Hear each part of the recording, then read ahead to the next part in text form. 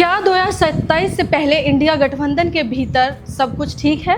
क्या समाजवादी पार्टी और कांग्रेस के बीच सब कुछ उतना मजबूत है जितना मंचों से दिखाई देता है, या फिर कुछ बयान ऐसे हैं जो भविष्य में दोनों दलों के लिए मुश्किलें खड़ी कर सकते हैं?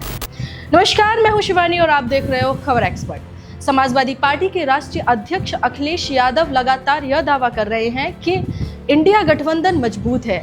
कई मौके पर राहुल गांधी और अखिलेश यादव की साझा तस्वीरें और मंच भी दिखने को मिले हैं, जिनमें दोनों नेताओं के बीच बेहतर तालमेल और राजनीतिक बॉन्डिंग दिखाई देती है।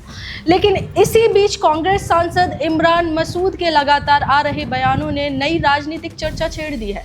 सवाल यह उठ रहा है कि आखिर इमरान मसूद बार बार सीट शेयरिंग और गठबंधन की रणनीति को लेकर सार्वजनिक बयान क्यों दे रहे हैं? 2024 के लोकसभा चुनाव में समाजवादी पार्टी और कांग्रेस ने मिलकर चुनाव लड़ा था और इस गठबंधन को उत्तर प्रदेश में अच्छा प्रदर्शन करने का श्रेय भी दिया गया। लेकिन अब 2027 विधानसभा चुनाव की तैयारियों के बीच सीटों के बंटवारों को लेकर चर्चाएं तेजी होती दिखाई दे रही हैं। इमरान मसूद कई बार यह कह चुके हैं कि जीत की बात तब होगी जब सीटों की बात होगी। उन्होंने कई मौकों पर यह भी संकेत दिए कि गठबंधन में छोटे और बड़े दल जैसी सोच नहीं होनी चाहिए और सीटों का बंटवारा संतुलित तरीके से होना चाहिए।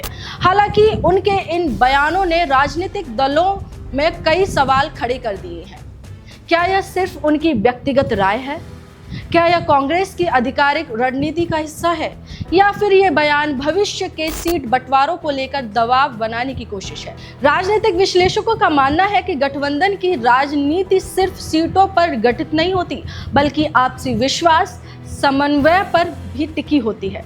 जब दो दल एक साथ चुनाव लड़ते हैं तो दोनों को एक दूसरों की ताकत का सामना करना पड़ता है और कमियों को दूर करने की कोशिश करनी पड़ती है। यह वजह थी कि 2024 के चुनाव में राहुल गांधी और अखिलेश यादव की संयुक्त रैलियों में एकजुटता का संदेश देने की कोशिश की गई थी। लेकिन अब लगातार आ रहे बयानों ने नई बहस छेड़ दी है।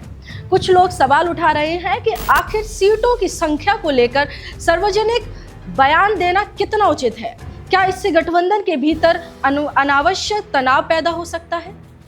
और क्या इससे विपक्षी एकता की तस्वीरें प्रभावित हो सकती हैं? फिलहाल कांग्रेस और समाजवादी पार्टी दोनों की ओर से गठबंधन टूटने जैसी कोई आधिकारिकता बात सामने नहीं आई है, लेकिन इतना जरूर है कि ऐसे बयान राजनीतिक चर्चाओं को जरूर तेज कर रहे हैं। अब सभी की नज़र 2027 विधानसभा चुनाव की तैयारियों और सीट शेयरिंग के फॉर्मूले पर रहेगी। वैसे इस पूरे मुद्दे पर आपकी क्या राय है? क्या गठबंधन के नेताओं को सीटों और राजनीति से जुड़े मुद्दों पर सार्वजनिक बयान देने से बचना चाहिए, या फिर यह लोकतांत्रिक राजनीति का सामान्य हिस्सा है? अपनी राय हमें कमेंट करके जरूर बताइए। अगर आपको यह रिपोर्ट्स पसंद आई तो वीडियो को लाइक करें, शेयर करें और ऐसी ही बड़ी खबरों के लिए खबर एक्सपर्ट को सब्सक्राइब करना बिल्कुल ना भूलें।